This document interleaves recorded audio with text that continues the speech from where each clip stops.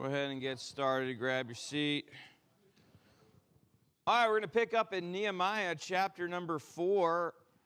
We talked in the first 6 verses about expecting problems. So what we're going to do is spend the rest of this chapter looking at values during conflict. Values during conflict. One author had this to say: in times of adversity, many people lose their courage and display weakness that is unnecessary. They assume that a loss or disappointment is a failure, when actually misfortune can mean opportunity. The same author went on to add later, we must weave from our circumstances the pattern and texture of life. Strength is gained by overcoming adversity, not by giving into it. So, experience in life teaches us we should expect pressure. Learning how to handle it without losing our emotional balance, though, takes time. There are a lot of people in this world that are really good as long as everything's perfect, as long as everything goes according to plan, as long as there's no adversity. Very skilled people that, quite frankly, do amazing, but they are so easily knocked off because the minute things don't go right, they crumble. Friends, you're not going to do much if that's how you are. You got to learn to adapt to adversity and understand that the adversity can actually bring opportunity. But doing this effectively, maintaining emotional balance during adversity, takes time. It involves growing and maturing.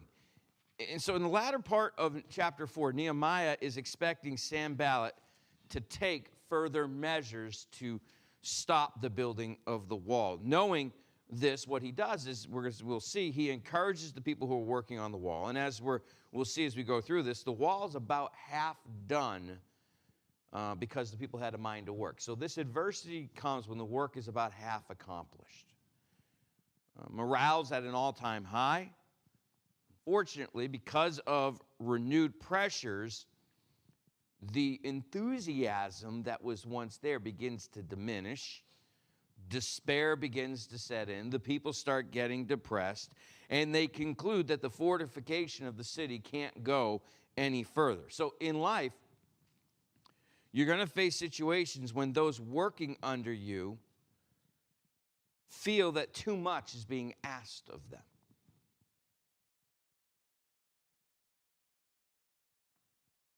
That's going to happen. That the people that you are over are going to look at the project and say, that can't be done. And just like Nehemiah, there are times where you're going to feel very lonely because you have adversity here applying pressure on you and your people in response to that pressure are saying, we can't do what you're asking us to. Right about then, you're all by yourself. And in your job, when you hear about layoffs or cutbacks, that does a horrible thing to morale.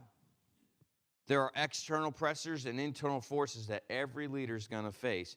And we're going to learn a great deal from the way Nehemiah handles this circumstance when he's confronted with it, when he's in that lonely place. So, what's the first thing? Expecting a response. When the enemies of the Jews find that they're ridiculed and the threats didn't stop the work, do you think Sanballat and those other guys are like, well, we threatened them and they didn't listen. Oh, well, we tried. Do you think that that's where they're going to stop? Now think about this. From a geographical standpoint, Jerusalem is surrounded by them. Sanballat's to the north, Tobiah and the Ammonites are to the east, the Arabs are to the south, and the Ashdodites, which are the ancient Philistines, were to the west. The plan to intimidate the Jews by causing them to lose, there was this plan to intimidate them, causing them to lose confidence in their leader. It didn't work. By the way, the root cause of this conspiracy that we're going to see is anger. It's anger. Anger is generally the results of frustration from one's plans not working out. That's usually when you get angry, it's because your plans have not worked out. It also can come from humiliation. If you feel that you've been humiliated in any way, anger can result from that. Also, another way anger comes about is through rejection. Okay, so humiliation, rejection, or failure. The anger of Sanballat and his conspirators, it's really, actually, it's not hard to figure out why they get so mad. They're frustrated. Why? Their strategy failed. We're going to intimidate them so they'll stop the work. We're going to threaten them so they'll stop the work. Why did they think it would work? Because it worked before. Not with Nehemiah, but in the days of Ezra, it worked. So this was the same tactic that had stopped the building before. They used it again, and it worked. But this time it didn't. So their strategy failed, and this failure caused them to feel humiliated in the eyes of influential men in the province. Sanballat said, hey, I'm going to stop this thing. And then he failed. So now he looks bad. And they had ridiculed the Jewish people for their feebleness and their inability. Remember, that was one of the accusations? Well, guess what? The wall's now half done in a relatively short amount of time. So their assessment of them has been now proven wrong. And the result is a lowered self-esteem on behalf of Sanballat. They sense that the wealthy merchants and the landowners now doubt their ability to deal with Judah, causing them now to feel rejection. Because remember, all the trades running through Samaria. A fortified Jerusalem is a better location. And all those wealthy merchants don't care. They just want to make money. And now they're losing confidence in the leaders of Samaria as they see the people in Jerusalem putting together this wall very quickly. And this feeling of rejection from these wealthy merchants in Samaria is now also resulting in anger that we're going to see leads to a kind of irrational behavior. In anger, they put a premium on violence and hatred and give free rein to their desires for revenge. And so they're attempting to crush the weak in order to advance their own tyranny is what's happening here. So the plan against the Jews is formidable. The isolation of Jerusalem is almost complete. Yes, the walls are being built back, and the breaches, the breaks in the wall are almost closed. But what are they going to do against a real formidable force? You can have walls, but what are you going to do when you're surrounded by a real enemy? See, the adversaries test the reality of one's faith. And as we shall see, nothing could prevent or stop their prayers. So let's talk about facing crisis, all right? The introduction really is just expecting a response. Sometimes in life, people are very surprised when really they shouldn't be. You know, what'd you expect? Did you think that when you gave a little jab back at somebody who's been messing with you and you jab back, did you think they were just going to go away? No, maybe you did the right thing, but understand sometimes the right thing is going to bring a bigger response. You should always be expecting a response to action. Every action you choose in life has a consequence associated. And the consequence can be good, the consequence can be bad, but there's a response. And naiveness on the part of God's people discourages many people. And, you know, look, when from a pastor's perspective, when I try to help somebody and they actually take steps in the right direction, I rejoice. I also expect a response. And what I mean by a response is the adversary is going to respond.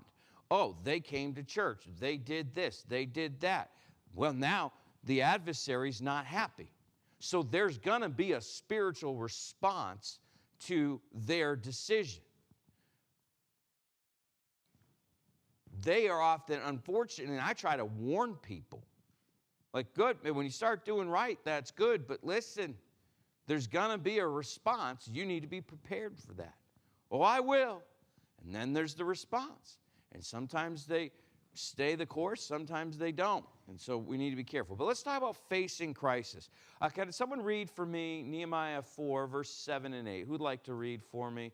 Roger, I saw your hand first. We will have other verses to read. Go ahead, read verse 7 and 8, Roger. That's okay.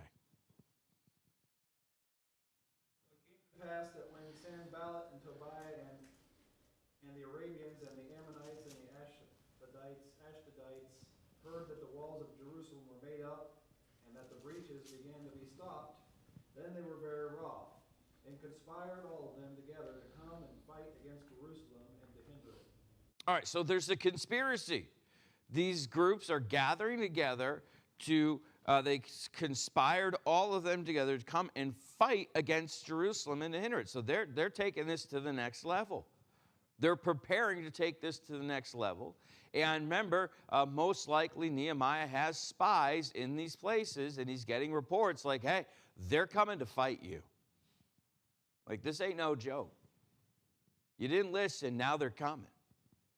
And so Nehemiah takes action. What is his action? Who'd like to read verse 9 for me? Abiel, go ahead, verse 9. Nevertheless, we made our prayers unto our God, and set a watch against them day and night because of them. All right, so he hears the news of this impending crisis, and what's the first thing he does? Prayer. Here he shows how wonderfully faith, which is prayer, and works, which is he set the watch, work together. Faith and works in action in verse number 9. He shows prayer is not a substitute for action. I get frustrated when people tell me forever and ever and ever, oh, I'm praying about it, I'm praying about it, I'm praying about it. What's the answer? You're either doing it or you're not. Like, praying about it is for a purpose, to set the action, and then go do it. There's a time to pray and there's a time to act. They go hand in hand. They work together. But to be all prayer with no action is not good leadership. By the way, all action with no prayer is not good leadership either. He takes adequate precautions by setting a watch. So the spiritual preparation of the people becomes their inspiration, and they take on these added responsibilities. If you come back to verse 9, and notice I think the key word here, nevertheless, we. Not he, not they, we. He's there with them. They together prayed and set a watch. And in your life, you pray about what to do, and then you take appropriate responses, appropriate action. It's like, hey, if you're praying for people to get saved, God, please help me lead somebody to the Lord. Okay, good, you've prayed. Now go talk to people. Because if you're just sitting around waiting for someone to come to you, you're not doing anything. All right? When you go to the nursing home, God, we're praying for somebody to get saved. Okay, give an invitation. Hey, is there anybody here who's not sure they're saved? Because they're not going to ask the question. If you're praying for them to get saved, give them the opportunity to. All right? I do that at the prison all the time. Lord, help somebody get saved. I give an invitation every service at the prison.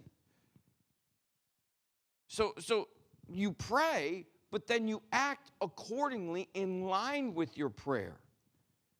And they did this together, all right?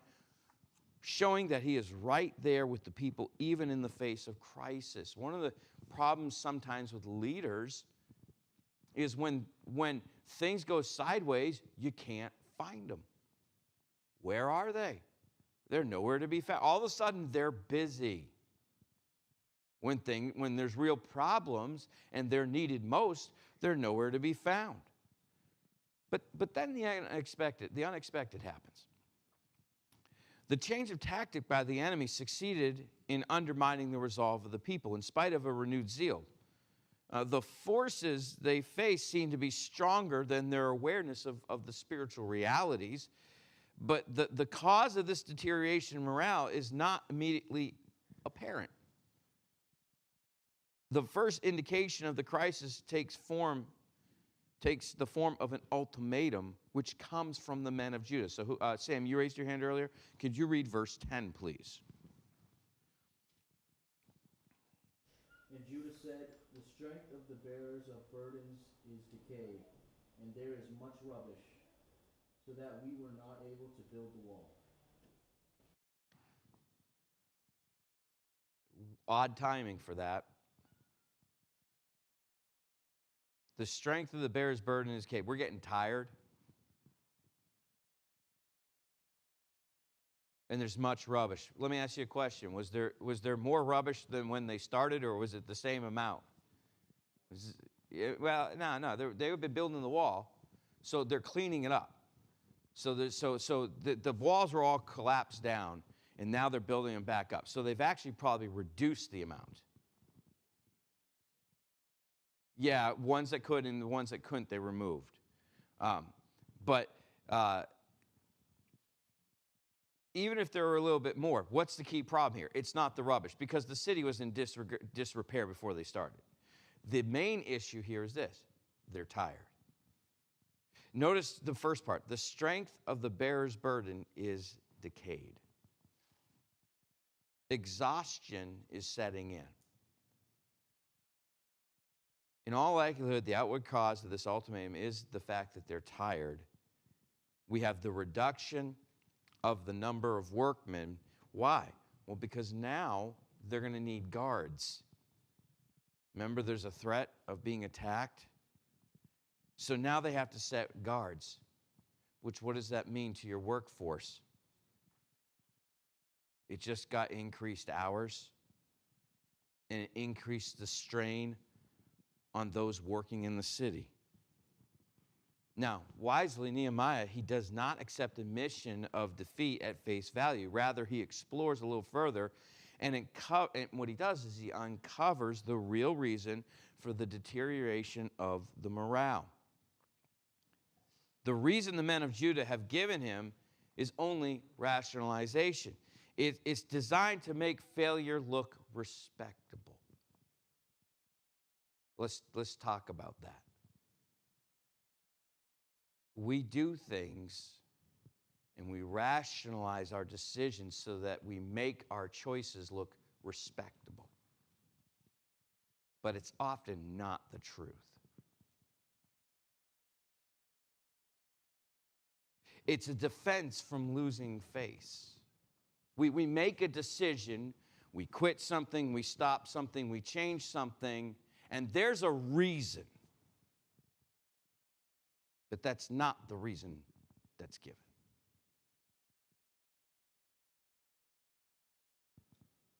I lose count of the amount of people over the many years that have left the church, and they have a reason. And the reason looks spiritual, but it's not the truth.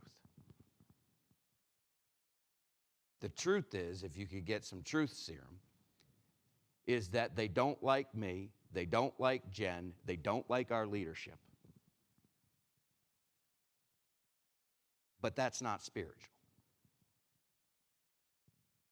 And that's their reasoning. That's the facts. All right?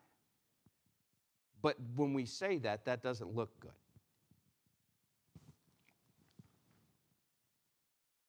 Now, every now and then, I'll get one of the spouses to come back to me afterwards, privately, without the other spouse knowing, and be like, Pastor, you're fine. I'm just trying to make them happy because they're miserable. Happens many times, many times. I've seen it over and over again. What can you do? I said, that's all right. Don't worry about it. Hey, I said, look, go somewhere and hopefully things go better. They usually don't, because at the end of the day, am I perfect? Is Jen perfect? Of course not.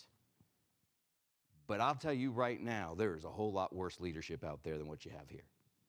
Hands down. All right? And hopefully you say, well, I don't know about that. Well, then you haven't experienced it.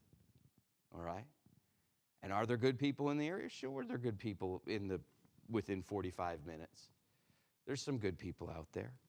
But what they're trying to do here is back out of the plan of God in a manner in which they save face and they look spiritual. But that's not the real reason. The real reason for wanting to quit is internal. See, this is coming from the Jews. Remember, notice, come back and look at verse 10. All right, look at verse. And Judah said. Now, that's not necessarily just the inhabitants of Jerusalem. That's the larger area, because did people live outside of Jerusalem, city walls? Yes, they did. Did some of them commute in to help? Yes, they did. Now, were some of these close to some of their enemies? Yes, they were. And so this, go ahead, can someone read, who'd like to read for me? Can you read, Gene, verses 11 and 12?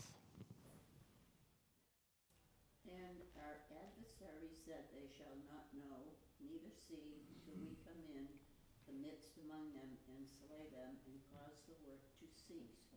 And it came to pass that when the Jews which dwelt by them came, they said unto us 10 times from all places, whence ye shall return, unto us they will be upon you.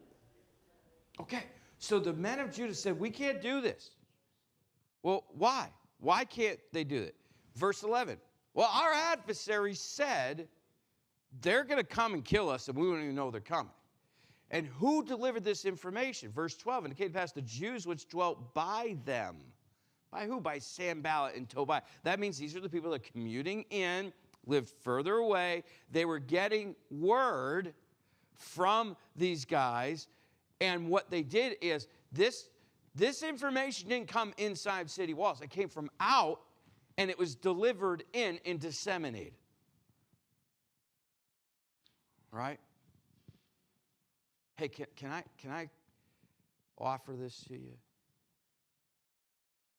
When someone wants to say something about the church or me or Jen or a deacon or whatever that doesn't go here, but bring something in, you need to be very careful with that, all right? Because it's probably not the truth.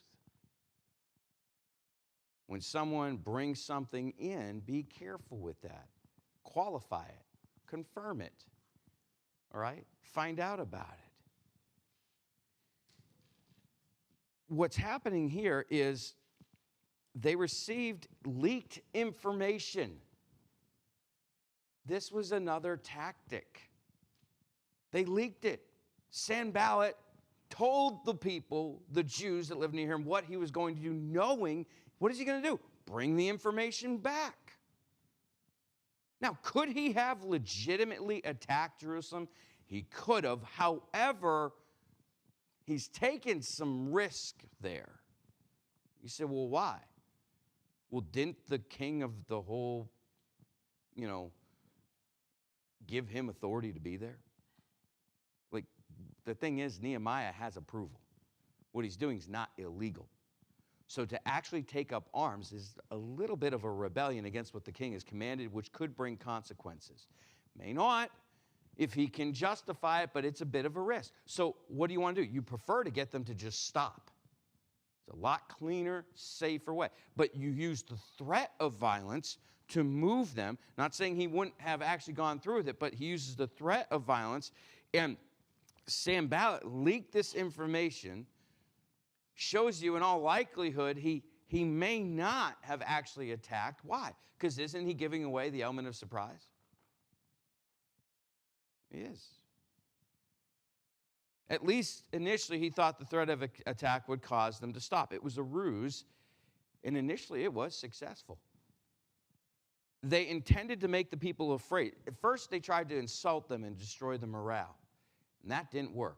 So now he put fear into them so that their morale would dip, and it was working. Fear undermined the Jews' resolves, and it ended. It was trying to erode, what he was also trying to do is to erode the confidence in Nehemiah. Now, when Nehemiah finally figures out the cause of this collapse of morale of his leaders, he rebukes them. Look at verse 13. Therefore set I in the lower place behind the wall and on the high places, I even set the people, all their families, with their swords, their spears, and their bows, and I looked up and rose up and said unto the nobles and to the rulers and to the rest of the people, be not ye afraid of them. Remember the Lord, which is great and terrible, and fight for your brethren, your sons and your daughters and your wives and your houses. So he targets the leaders. He rebukes the leaders for their lack of faith. So Nehemiah is successful in handling this crisis because he first accurately diagnosed the problem. In your life, your leadership really, really hinges on diagnosing the problem correctly. All right? A misdiagnosis of a problem can be a bigger problem. All right? Think of a doctor that gives somebody the wrong medication. They're actually trying to help them with the problem, and they could actually kill them if they give them the wrong medication. A wrong diagnosis of a spiritual issue is a big problem. So you got to make sure that you are correct in your assessment, because only then will your actions work. You can have the best intentions, you could do the right things, but if you got the wrong diagnosis, it's not going to work. He finds the problem is not external. Now, on the surface, the problem would seem to be Sanballat, wouldn't it? Yeah, it would. On the surface, this is the guy who's going to attack us. He's the problem. That's not the problem. The problem's internal. The problem is just a few days prior,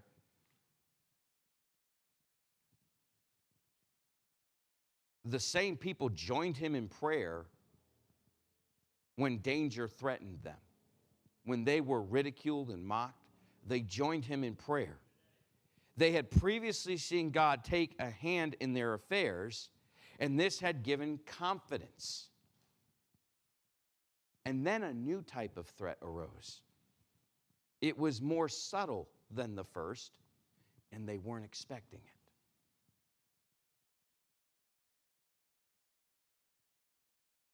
They kept watch over the city walls, but did not heed what they were hearing.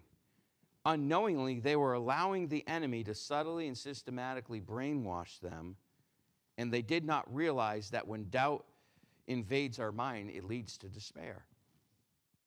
And when that happens, failure is only a few steps away. So in response to this new development, Nehemiah addresses the main issue at hand. What is it? Fear. Fear is the main issue, not Sanballat. It's the fear of the people doing the work is the main problem. He knows that a reverential or reverential fear or awe of the Lord is healthy. Could someone go over and read for me Proverbs 14, verses 26 and 27? Who'd like to read that for me? Steve, if you could go there, that would be great. So he knows there's a place for fear of God, right? But no one's showing that. These people have fear, but not of God. God has said to build the wall. And these people are saying we can't build a wall. Why? Because they have fear, but not of God. They have fear of Sanballat. So the problem isn't external, it's internal. We have a unbiblical fear. That's our problem. Go ahead and read it. And the fear of the Lord is a strong confidence, and his children shall have a place of refuge. The fear of the Lord is a fountain of life, to depart from the snares of death. So he knows that God is held in reverence of all life when a proper perspective is had. But he's also aware that sometimes in life there are external threats that cause us to fear them over God. And this can be an improper object of fear. And the result is a conflict between what is proper and what is improper. The reason for the inner conflict that we have is because they have an improper fear object. Now, how many times in our life does that happen? Where we have an improper fear object. Where we fear something, but it's not God. Well, I could die. Okay. You could die. Do you live in fear of dying? Then that is an improper fear object. Because you are to fear the Lord, who says death is gain. According to Apostle Paul, for me to live is Christ and to die is gain. Okay. So now you're fearing death. That's an improper, it's an unbiblical fear. If the child of God, you have no fear of death. Now, that doesn't mean you go do something stupid, get yourself graduated early, all right? But it's improper fear. Well, I don't know what's going to happen. Okay? So you fear the unknown. Does God tell us to fear the unknown? No, he tells us, fear ye not. And I can give you ample Bible to back that up. So if we fear the unknown, then we have an improper fear object. And what happens in our life is just like in Nehemiah, it's easy to blame that person or that person or that person for the problem. But they're not really the problem. The real problem is not external. It's internal. It just doesn't look like that on the surface. But Nehemiah chapter 4 is a classic example of what you think your problem is really isn't your problem. Because it's internal a lot more than it is external. Not that external doesn't exist, it does. But the problem wasn't Sanballat. The problem was the people feared what he was going to do because they didn't fear the Lord. And we see that clear as day because look at verse number 14. In the middle of the verse, be ye not afraid of them. Remember the Lord, which is great and terrible. What is he saying? Stop fearing them and remember the Lord, who is great and terrible. And fight. And he goes on to say, for your brethren, for your sons, for your daughters, for your wives, for your houses.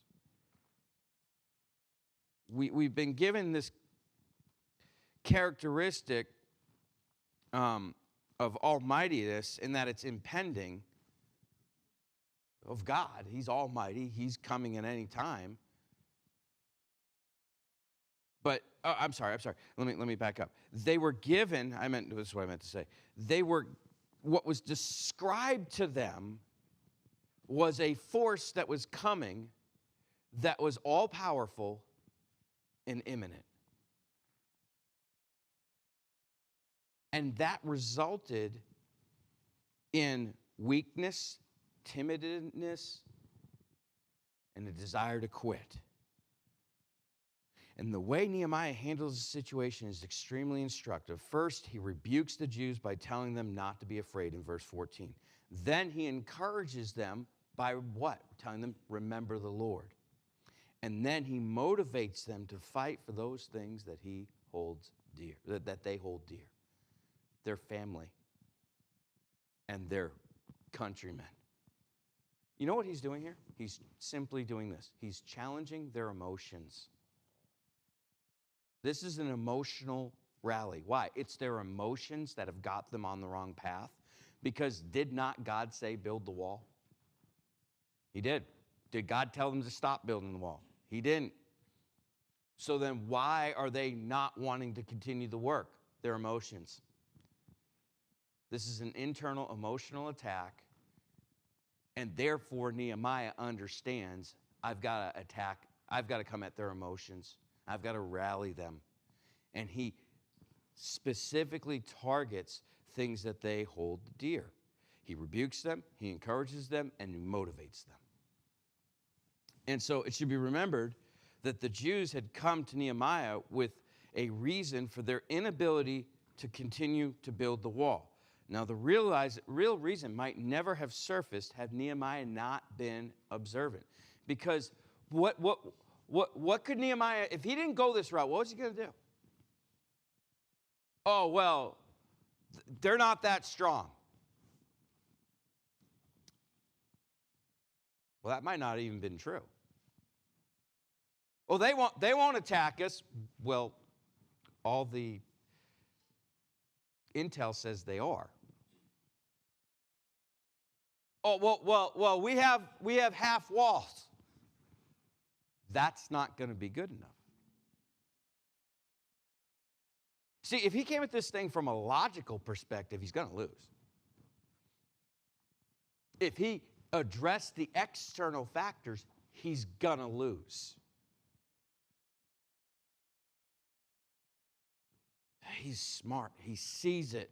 What's really going on? You know, when you're dealing with a problem, you ought to pray, God, show me what's really going on. Because sometimes what people say isn't the root problem. They're just telling you symptoms. You know, if a man comes and he says, you know, my wife this, and just rips on their wife for 15 minutes, you might think the real problem in their marriage is the wife, right? Yeah, it's probably not. It's probably not. Is she perfect? No, of course not. Does she have issues? Probably.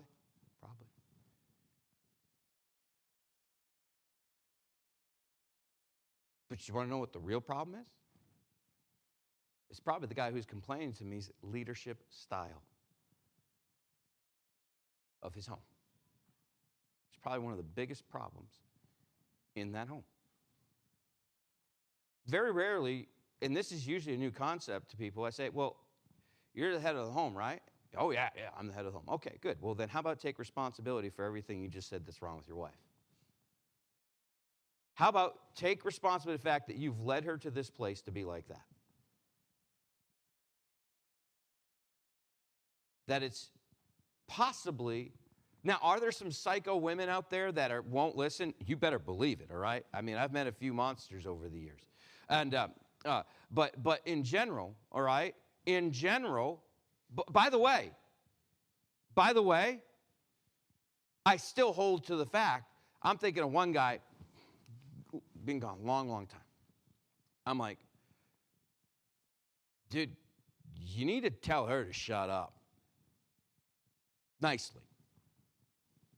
But you just are a yes man and you let her run your house and you do whatever she says, and she's never happy, which we all agree, she's never happy, but you just do whatever she says because you're just hoping to make her happy. And how about you lead her like you're supposed to? Instead of having no backbone and saying, that's wrong. Nicely. How about show some love? How about show some interest? initiate conversation, not stay at work longer than you have to because you hate going home.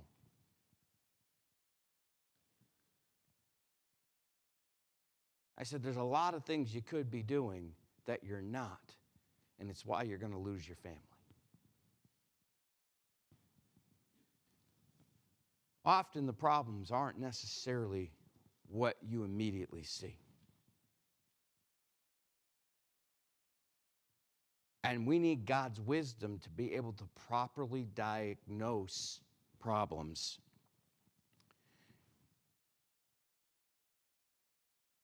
Nehemiah tackled the real reason, not the rationalization. Knowing how to diagnose the decline in morale and being effective to encourage and motivate workers, whether that's at a job or in a church, is an important factor in successful leadership. And so we need to be in touch with those with whom we work. And this is not the only way, this is the only way that we're going to counteract negative influences. We've got to be visible. And with visibility comes accessibility, right? In our present society, with so many demands being made on each of us, we are prone to overlook the importance of the personal dynamic in leadership.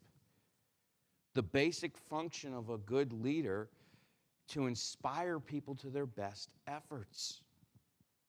The man who only concentrates on details, on cost figures and technical matters, may be an expert, but they're not a leader. Being an expert doesn't mean you're a leader. I've met men that are phenomenal preachers, but they're not great leaders. There's a difference. Experts know what should be done. Leaders know what should be done and how to get people to do it. What good is knowing what to do if you can't get anybody to do it? It doesn't work. You know, sometimes you have to sacrifice a little bit of technical correctness for the people's sake, so that they'll do 75% of what you would hope to be done. But that's the best scenario you're going to get, and a leader gets it. Because a leader sees the people for where they're at, who they are, what's going on, what can they accomplish, and they have the plan that would work perfectly, but you got to use we're leaders. You know, people, I'll just do it myself. Because you'll do the plan right. That's fine. But that's not a leader. And that's limiting. Because how much are you going to be able to do all by yourself? How long are you just going, well, I'll just do it myself. I'll just do it myself. I'll just do it myself. You know, if your kid won't mow the lawn right, I'll just do it myself. Why? Because they miss it. I'm not doing that. I said, come here. So remember when I showed you how you take the lawnmower and you line the wheel over the line of the grass that you already cut? I've said this more than once. I'm like, what did you do? Did you put a blindfold on?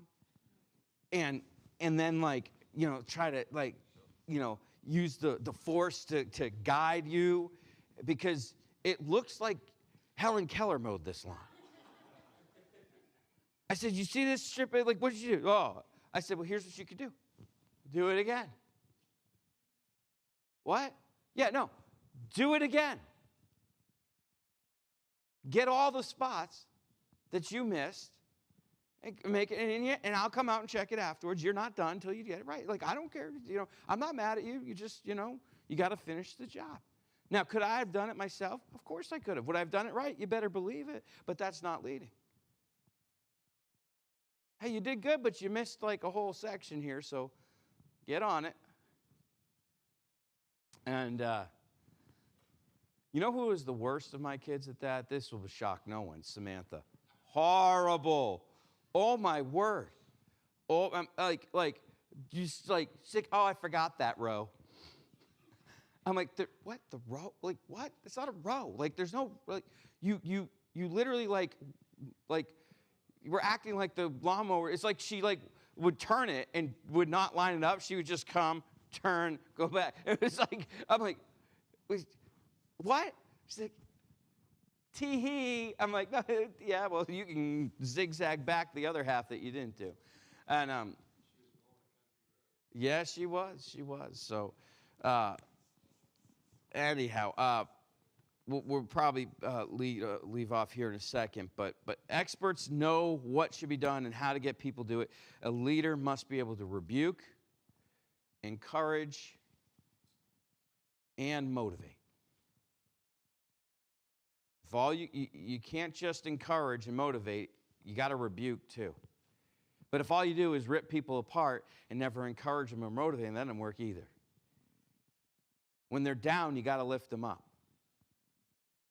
When they're up, you got to motivate them to go get it. Not easy things to do. All right, guys, we're going to take we'll stop there. We'll pick this up.